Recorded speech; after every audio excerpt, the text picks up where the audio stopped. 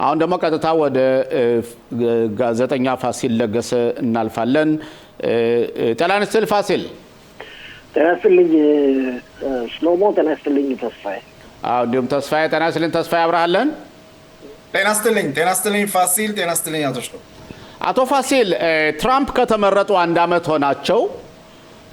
እሳቸው የሚናገሩትን የተናገሩትን የሚተገብሩ መሪ ናቸው ብለን ልንሰይማቸው እንችላለን?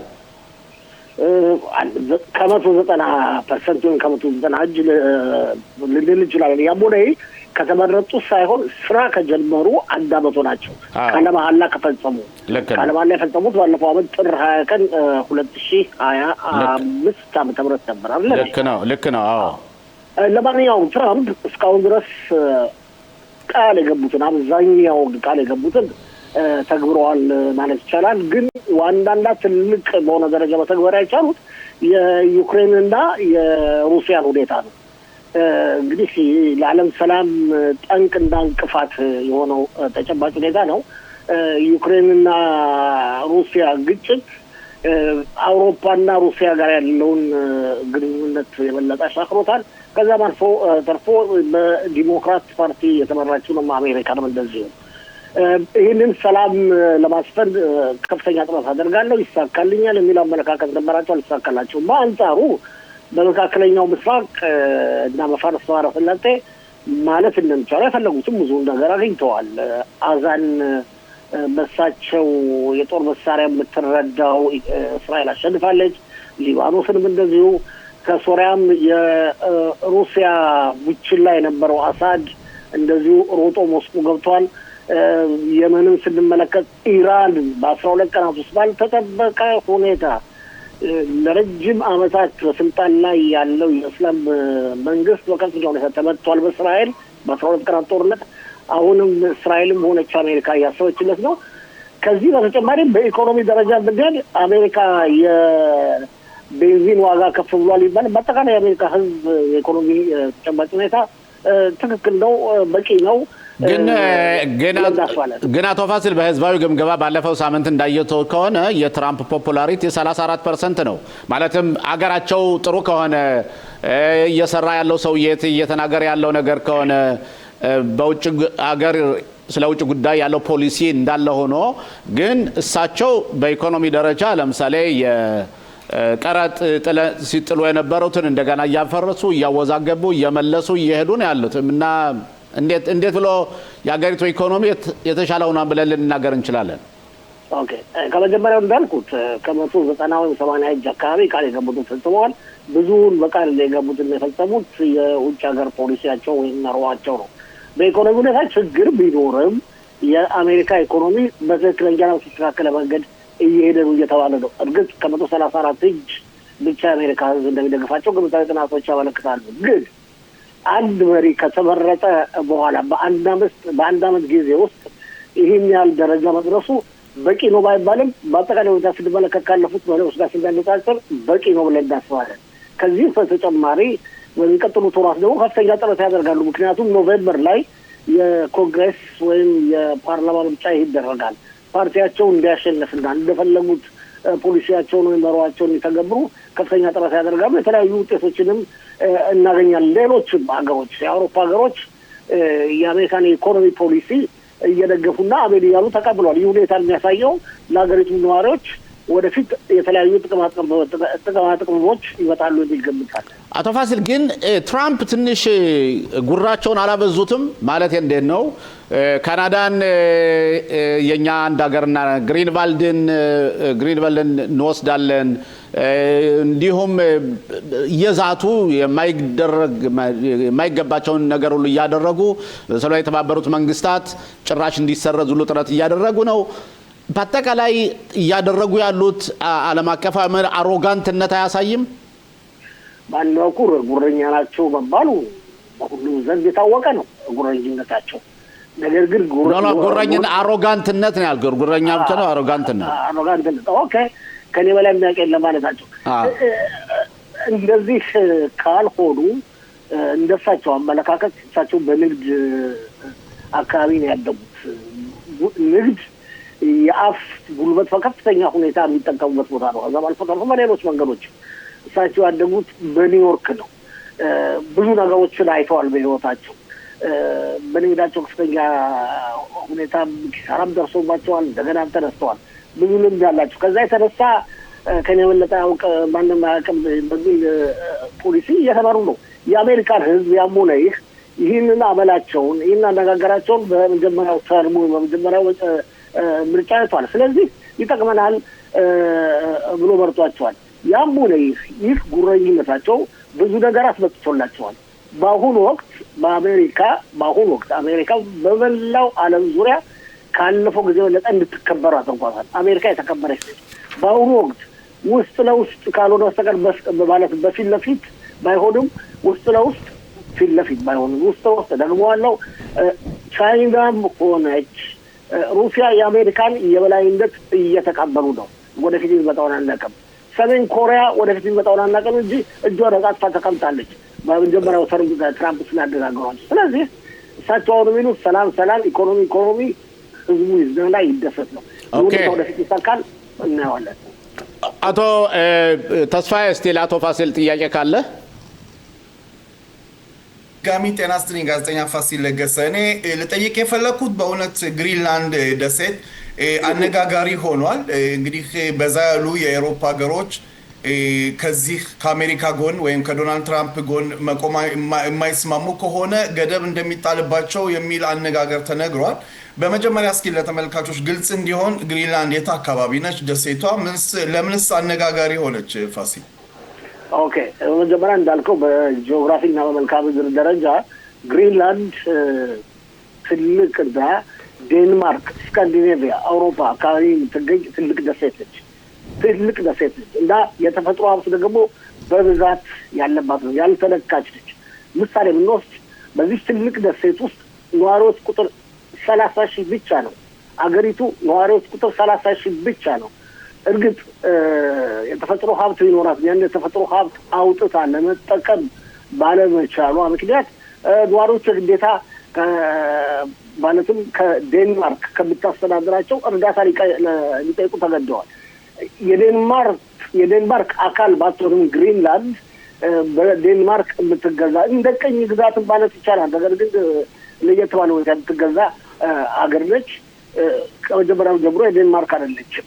በአጠቃላይ ሁኔታ ስንመለከት ግሪንላንድ በሩሲያና በቻይናና በአሜሪካ መካከል በጂኦግራፊ ደረጃ መካከል ደረጃ ላይ የምትገኝ ሀገር ነች። ስለዚህም ሁሉም ተሽቀዳሚ ያቺን ሀገር በቁጥጥር ስር ለማዋል ይፈልጋል። የተፈጥሮ ሀብቷን ለመጠቀም ይፈልጋል። በዚህ ምክንያትም ያው መልክዓ ምድሩ ካስረዳው በዚህ ምክንያትም ከፍተኛ ለመግባባት ተፈጥሯል። በሚገርም ሁኔታ ለመግባባት የተፈጠረው በአውሮፓ ሀገሮችና በአሜሪካ አይደለም፣ ወይም በአሜሪካና በሩሲያ እንዲሁም በቻይና መካከል አይደለም። የሩሲያው ፕሬዚደንት ቭላዲሚር ፑቲን አሜሪካ ግሪንላንድ ከፈለገች ትውሰድ፣ እኔም ደግሞ ዩክሬንን ወስዳለሁ የሚል አመለካከቱን ሰንዝረዋል። የአውሮፓ ሀገሮች የሚያነሱት ተቃውሞ ለወደፊቱ ከፍተኛ ችግር ውስጥ ሊከታቸው ይችላል። አንደኛ አውሮፓ አሁንም ቢሆን በወግ አጥባቂዎች ሳይሆን በሊበራሎች ነው የምትመራው። ማለትም በግራ ክንፎች ነው። ብዙዎቹ የአውሮፓ መሪዎች የግራ ክንፎች ናቸው። በዛም የተነሳ አመለካከታቸው ከፕሬዚደንት ዶናልድ ትራምፕ የተለየ ነው። በዚህም ክርክር ምክንያት ቅድም ስለመዋለው አለ ፕሬዚደንት ዶናልድ ትራምፕ የተባበሩት መንግስታት ማህበርን ለመጋሰስ ነው የሚፈልጉት። ስለዚህ በተለያዩ ምክንያቶች ከተባበሩት መንግስታት ወጥተዋል። ሌላው ጥያቄ ይሄን የኛን በተመለከተ በተለይ አዛን በተመለከተ የሆነ የሞየጸት ሻሎም ወይም የሰላም ኮንሱል ብለው ያቋቋሙታሉና የተለያዩ የዓለም መንግስታቶችን ጋብዘዋን። ከዚህ መካከልም ቱርክ አለበት፣ የካታሮች አሉበት፣ ጠቅላይ ሚኒስትር ቢንያሚን ኔታንያሁ አሉ፣ ሌሎች ብዙ ሀገሮችም። ግን የአውሮፓ ሀገሮች ግን ለምሳሌ እንደ ጣሊያን እንደ ፈረንሳዩ መሪ እንደዚህ አይነት ሰዎች ግን እኛ አሻፈረን ብለዋል። ስለዚህ እንዴት ብሎ ነው ትራምፕ የዓለም አቀፍ መሪነታቸው እየተረጋገጠላቸው ነው ሲል ሌሎች ሀገሮች ደግሞ መሪዎቻቸው ግን አይቀበሏቸውም። ስለዚህ እንደዚያት ልንሰይም እንችላለን። የሚቀበሏቸውም አለ፣ የማይቀበሏቸው አለ። ለምሳሌ ጣሊያንን አንስታል። ጣሊያን በሁሉም ነገር ትራምፕ ሌሎች መሪዎች እንደሚያደርጉት አትቃወምም። የጣሊያን አስተዳደር በአውሮ ግን ከዚህ አካል ግን አባል አንሆንም ብለዋል። አዎ ያም ሆነ ይህ እንግዲህ የሚያደርጉትን ታክቲክ ልብ ብለህ ተረዳው። ዶናልድ ትራምፕ እስራኤልና ቱርክን ወይም ካታርን ወይም ፍልስጤማውያንን ደግፈው ሳይሆን የራሳቸውን ጥቅም ለማስጠበቅ እንደሆነ ሁላችንም እናውቃለን። ከዚህ በተጨማሪም የተባበሩት መንግስታትን ማህበር ለማዳከም ነው። ለምሳሌ የተባበሩት መንግስታት ተወካይ አልተጠራም። ሌላ የተባበሩት መንግስታት ማህበር እንደፈጠሩ ነው የሚቆጠረው።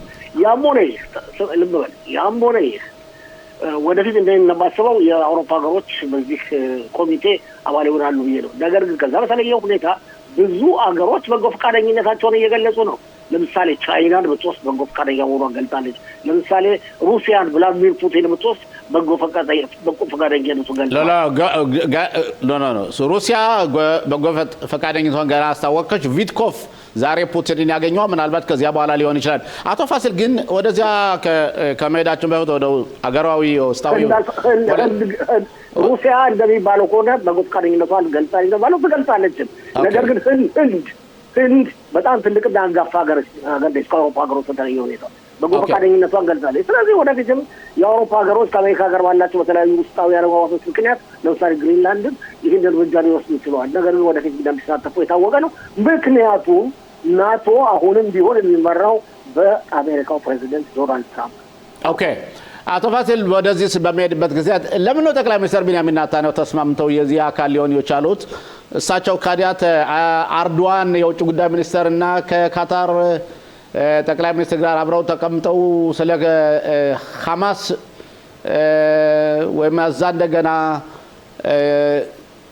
የመዳን ወይም ደግሞ እንደገና የመመለስ ሁኔታ አብረው ሊመክሩ ነው እንዴ?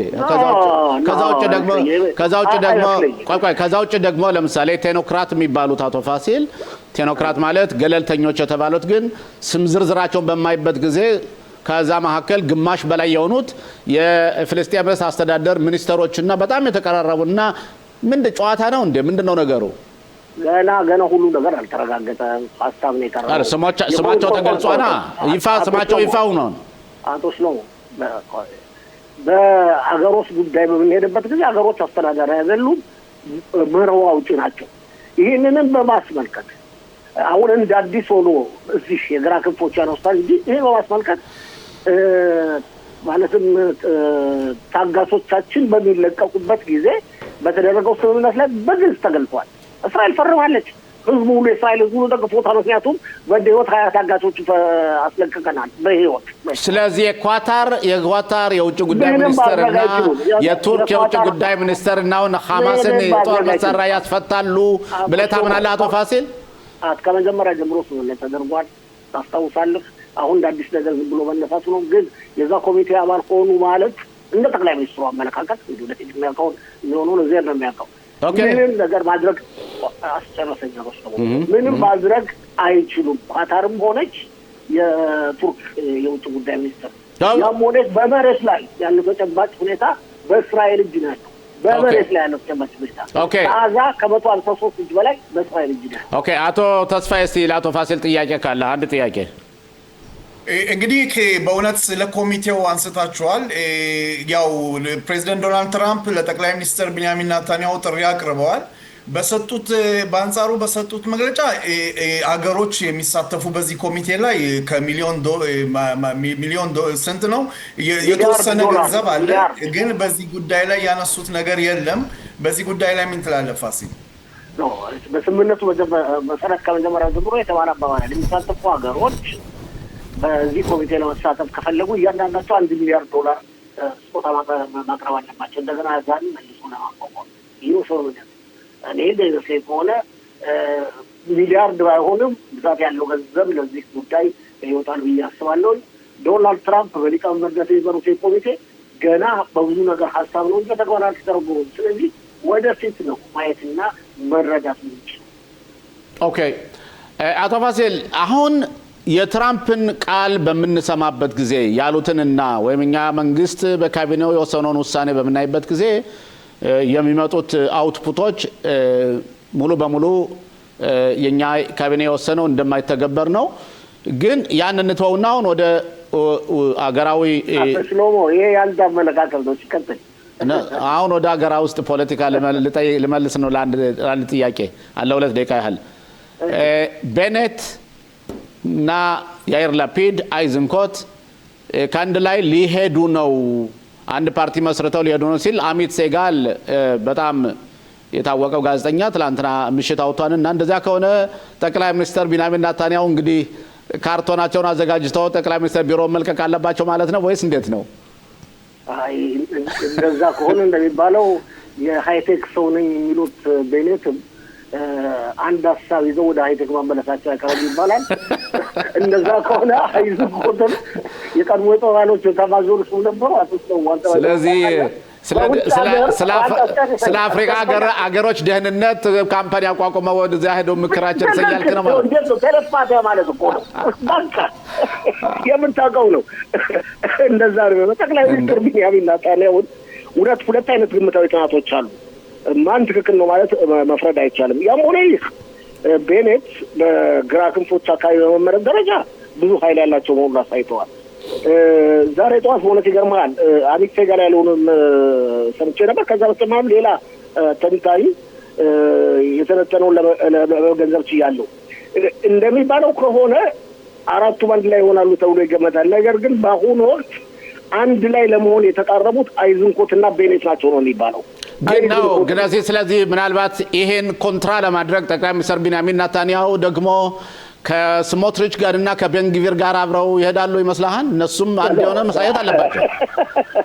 ምክንያቱም እንደዛ መሆን አለበታ።